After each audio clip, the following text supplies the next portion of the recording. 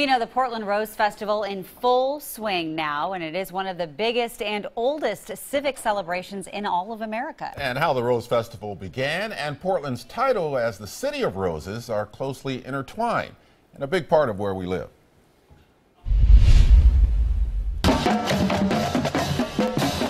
Thousands of visitors descend on Portland every year for one of the world's great celebrations.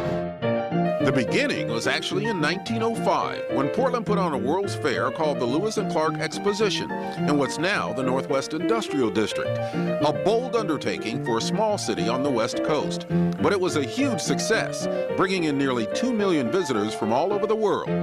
When the fair ended in October of 1905, then Portland Mayor Harry Lane decided we need to keep this thing going.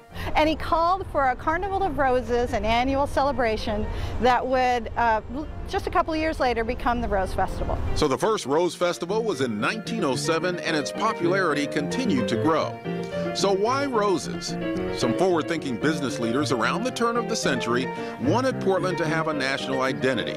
So they encouraged people all over town to grow roses in advance of the Lewis and Clark Exposition. So Portland itself was one big garden of roses. So Portland became the Rose City, and the Rose Festival became what it is today.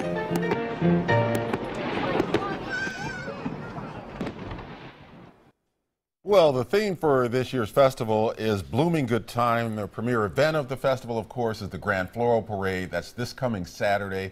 About 500,000 people are expected to be out there to watch that, and I understand that you and Sally will be in the Grand Floral Parade this year. We're going to be walking the therapy llamas that are pretty popular in town, Rojo and Napoleon. So to watch for us in that parade. But it's a big deal. We took the kids to that a couple of years ago, and it's a great parade. Yeah, it really is. Yeah. I was at the Starlight Parade over the weekend. That was a lot of fun, too. Yeah, good piece. That was very interesting.